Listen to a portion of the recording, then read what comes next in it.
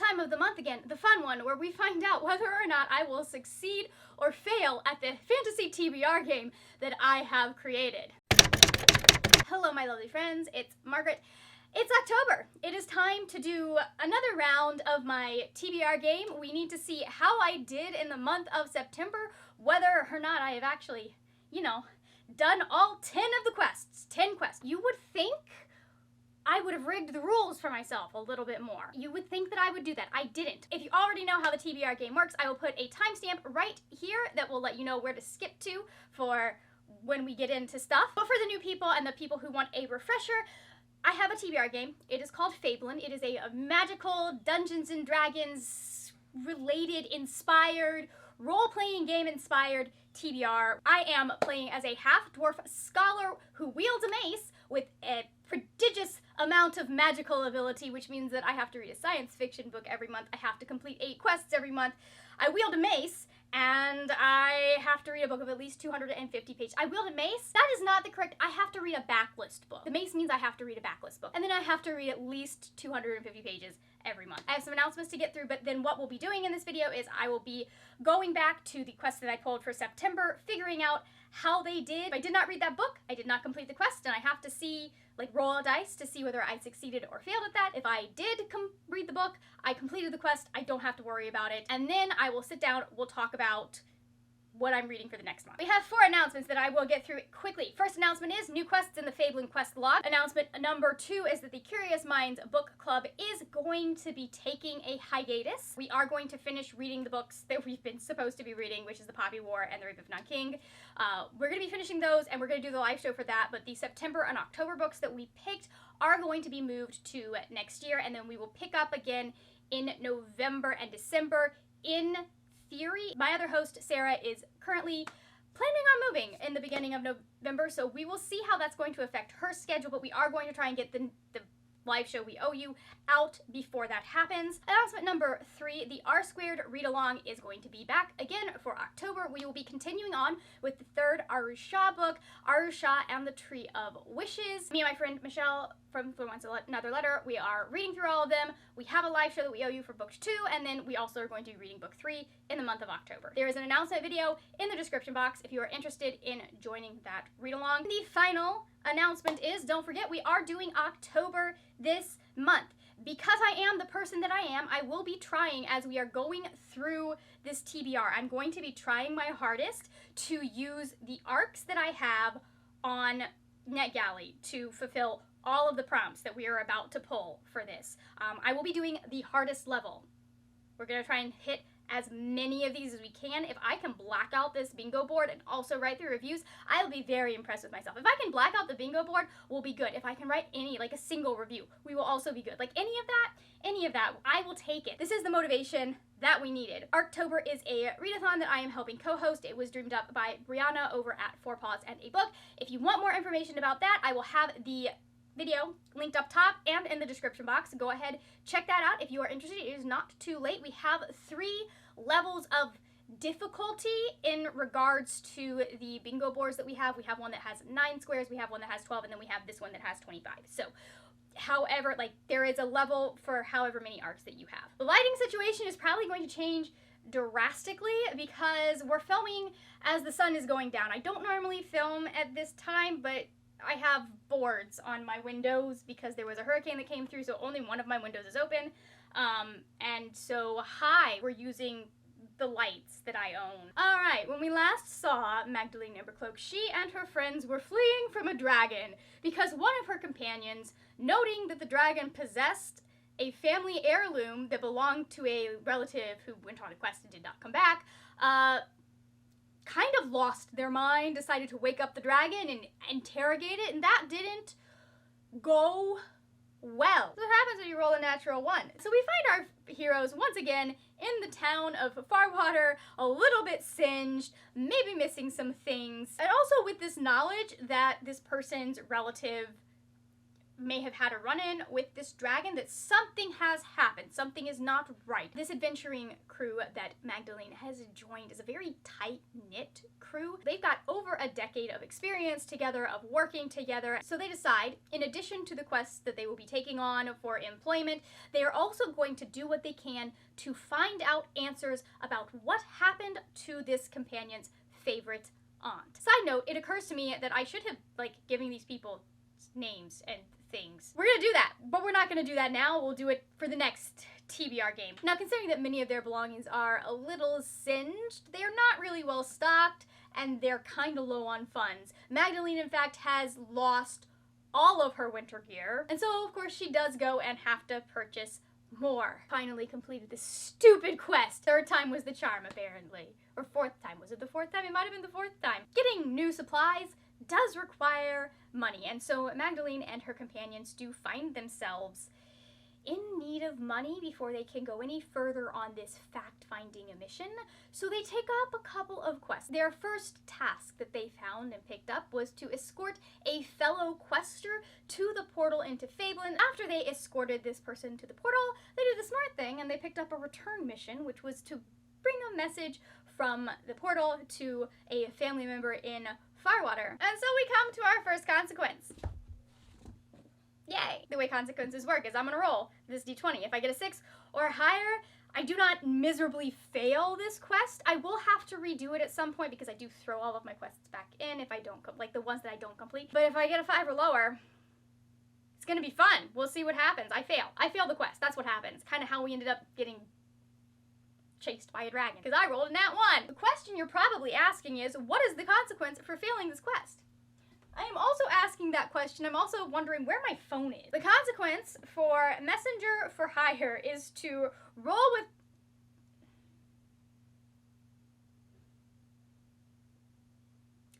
disadvantage on all consequence rolls, which I already had to do. I don't know how you... Is there a way to double disadvantage? We're just gonna, everything gets disadvantage, I guess. Instead of rolling 2 with disadvantage, I have to roll 3, because I did combine some books this time around, because a girl wanted, I didn't want to be rolling, I'll be rolling less consequences. That's good, that's good. That's, okay. 12, okay, and... That's a 20, it's a nat 20! They get this message that they are supposed to deliver, and as they are delivering this message, they do happen to be waylaid by some bandits. They pop out of the snow like daisies. It's not a big group of bandits, so they are able to fight them off pretty well. Unfortunately, in this scuffle, the message does get destroyed. Normally, this would be a terrible, no good, very bad thing that happened to them, but this just so happens to be a chance for Magdalene to show what she can do. She's able to take the scraps of the message that are left, they've been torn up and fallen in the snow with their smudged ink and everything, kind of generally assemble them in what they were supposed to do and perform a mending spell on them. And the message is whole, and they're able to continue on with their job and deliver said message. Having made it back to Farwater in one piece, Magdalene's group sits down and looks at what they have and tries to kind of come up with a plan for how they are going to find out what they need to know about the dragon and how are they going to get all of that information. It's obviously some unfinished business for their companion. This was their favorite aunt. It's been eating at them for 2 decades at this point. And so the group decides that they need to figure out a way that they can actually approach this dragon and have a conversation with it versus sneaking in and while it's asleep and trying to steal things. They feel like if they want answers, if they want a conversation, they maybe need to talk to the dragon in a way that will not leave the dragon wanting to set them on fire again. So they decide to head over to the Great Library and see if there's anything in the library that might give them an idea of what could they offer this dragon that would, be worth not having their heads bitten off. Consequence number 2, right here. It's great. All right, that is a 19. That is a 19! Watching them request literally any book they can think of that would have to do with dragons, the librarian finally stops and says, "What are you looking for?" They explain what's going on, what their quest is, and the librarian happens to know a few things about this dragon. As it turns out, this dragon came and took up in Farwater because it is rumored that someone in Farwater has this dragon's egg. The questers think, well, why not offer our services to the dragon in exchange for information? And so we find our heroes back at the dragon's lair, going against every instinct that they have and calling out to the dragon. The dragon is intrigued by this group of adventurers that would boldly approach the mouth of their lair. It comes out to see what it is that they want, and over the course of the conversation, they offer their services, they explain what they are looking for, the story of this missing aunt, the dragon being a sentient being that actually does in fact have a heart, listens, goes back into its cave. It comes back out with a magical sword that sort of put these events into motion and sits down and tells them the story of what happened. They hold out this sword to the knight and say, if you can find my egg, I will give you what information I have on how I got this sword. And then the dragon tells them that the person they believe may be in possession of their egg is the town alchemist. Being a dragon and not able to go into town and actually have a conversation with the alchemist, they have not been able to find out where the alchemist is keeping the egg. And our intrepid heroes look amongst each other and say, we may be able to get some information for you. And so they return to their old patron, the alchemist, who is so very concerned about prophecies just a short time ago. And here we have our third consequence. Why I have 11 quests when I was only supposed to pull 10, I don't know. I don't know how the math happened. I just don't. It's fine. Alright, that's a 15. How's this gonna go? And it's a 3. They knock at the alchemist's door with a sob story about how they were attacked by said dragon and had to replace all of their supplies. They are now very, very, very low on funds and were wondering if the alchemist had any jobs that they needed done. And the alchemist looks at them, looks in their shop, and shrugs and goes, not at the moment, not really. And that is where we leave it for this month. You know what we didn't do? We didn't check to see what the consequence of failing that particular quest was.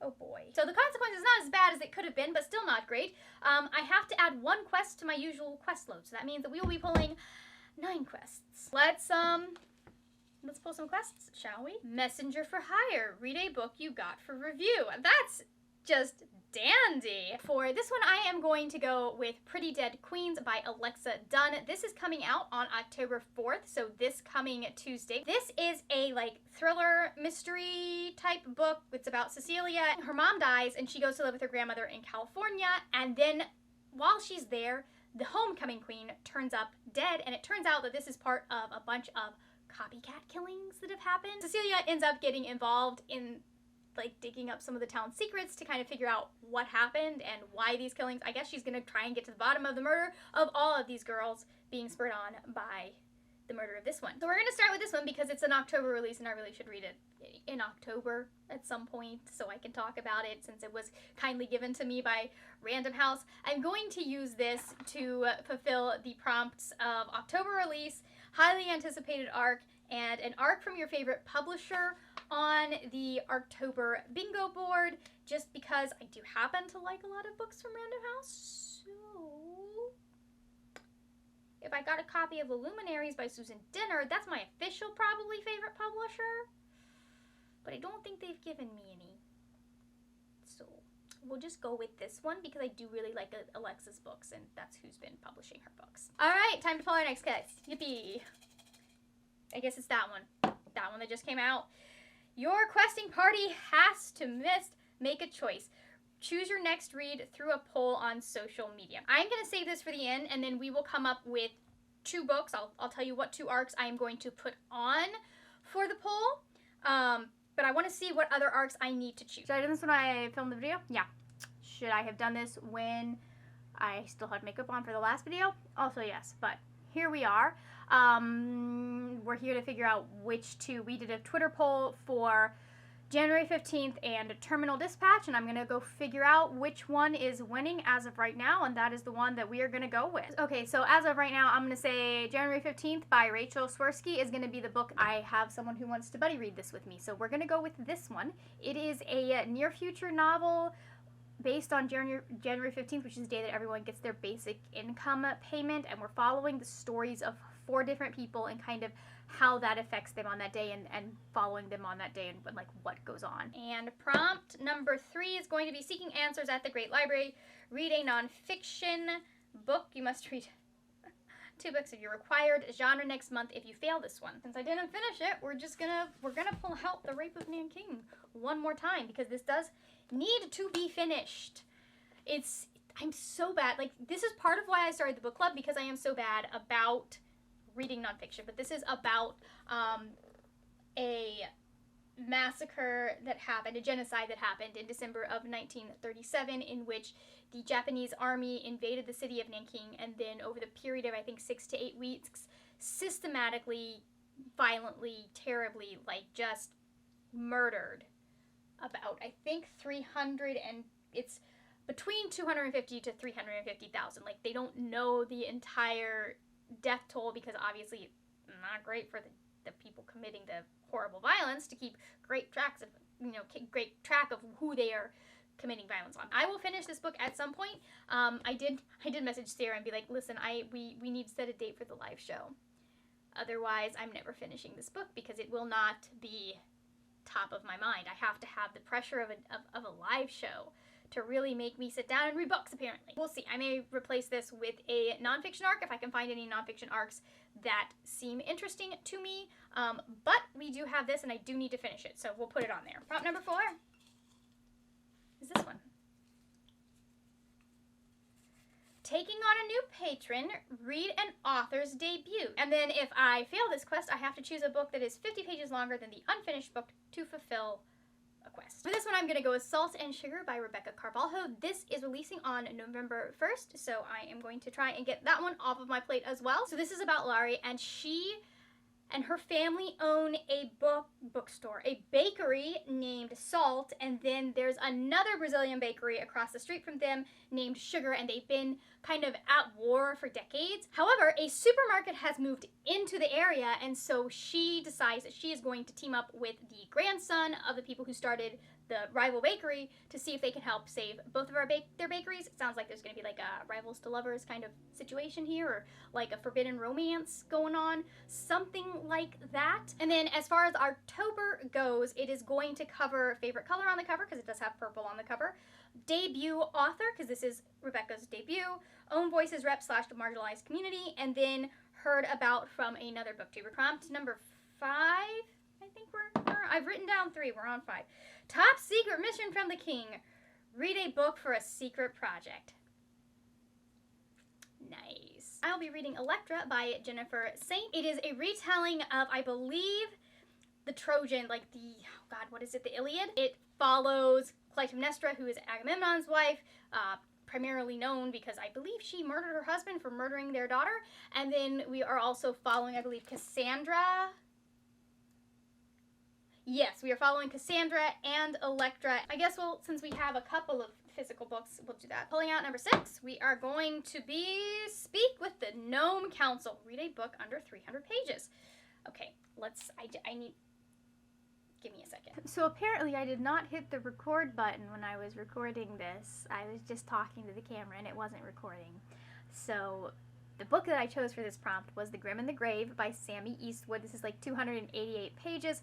It is about a girl. Her name is something that I don't remember. Clover. Her name is Clover Grimaldi. It is kind of like a fantasy mystery murder type thing, where we've got a girl that she and her mother work for this doctor, and she's kind of got like a secret crush or a secret romance going on with the doctor's son. And then the doctor's son is murdered, and our main character decides that not only should she get to the bottom of the mystery, but she's also going to raise this boy back from the dead.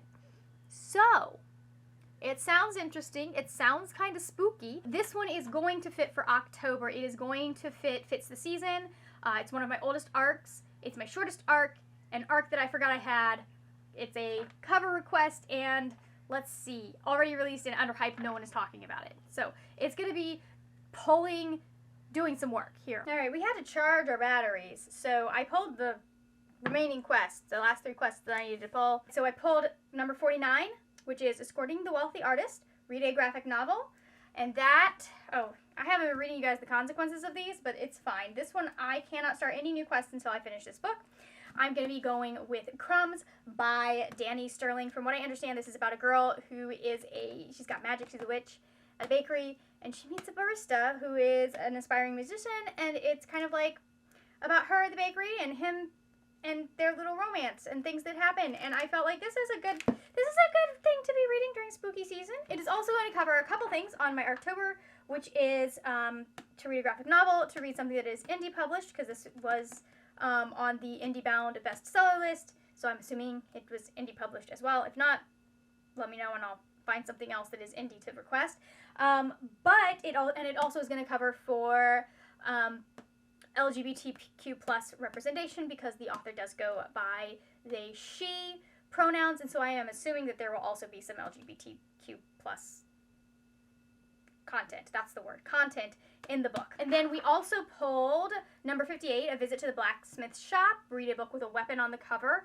For that, I am going to be reading Stealing Infinity by Alison Noel, and I know that it is a YA fantasy. I think she knows she has magic in this case, but she has magic and she gets kicked out, and so then she gets approached by this kind of secretive academy. It's a YA fantasy that's kind of set in our world with a magical school and all of that. It's a boarding school book, and I always enjoy those, so I'm going to be reading that. And then for ARCtober, it is going to count for first in a series, because it is the first in the series, and an ugly cover, or a cover that you would redo, because I would redo that cover. And then the final quest that I pulled was listening to Tavern Gossip, read a book that people are talking about. If I don't complete this quest, I have to add pages to a quest. For that, I chose The First Binding by R.R. Verdry. So this is about a dude that, like, no one likes. Because of some magic stuff that happened, he ends up burying a village. He also kills God, has stolen the village's magic, and then is cursed. And I guess he releases the first evil, or people think he is the first evil. Something like that. I've heard really good things about this, and I've heard a few people talk about it. So I'm going to, since my friends are talking about it, I'm going to count that as everyone is talking about it, because that's what matters. And then these are not quests, but we're throwing in Mindwalker by Kate Dillon. For my newest arc, this is about a girl who has a supercomputer in her head, and she dreams, she's like 18, she dreams of going out in a blaze of glory because the supercomputer in her head is going to kill her, and then she's like she's on a mission or something, and she ends up finding some stuff out about the people that she works for, and then she's on the run, and she's a fugitive, and all of that stuff. I don't entirely remember. I just remember I've read the first bit and it sounded very interesting. And then the final book that we are going to put on here is Cry of Metal and Bone by L. Penelope. This one is going to count, where is it, for a sequel. It is also one of my oldest arcs. I technically don't even have access to the NetGalley account that it was on. That's how long I've had it. I deleted that account and restarted. That's the third book in the Earthsinger series. First book is Song of Blood and Bone. I do have a review of that if you are interested in it. I don't remember which couple this is about. I believe it's about a rich girl, and then it's going to be kind of like a difference of social status type thing. But the first book is about two people who are trying to stop the fall of this magical veil that keeps their country separate from the other country. I believe it's the Lagrimar, from Lagrimar, because every time the veil goes down, Lagrimar comes in and tries to invade. And so they try to stop that, and it doesn't work out so well. And so that's the fallout of that, and then we follow that through subsequent books. The only one that I have not hit on the ARCtober board is the non-fiction one. I did just go and request a couple of non-fiction, so hopefully I'll be able to do that. Please let me know what your October reading plans are in the comments if you're feeling chatty, because I would love to know, like, what are you reading? Are you doing ARCtober as well? Again, I'm gonna have the ARCtober announcement video over here in case you are interested in what it is all about. Thank you so much for watching. If you enjoyed this video, please give it a thumbs up. That is it for now, my friends. Happy reading, and I will see you later when we will talk about more wordy, nerdy things. Bye! And here we come to our first consequence. I don't know how I got 11 quests. This is very odd. I should not have 11 quests, but I do. So that's what we're gonna go with. I have notes here. They're not very good notes, honestly.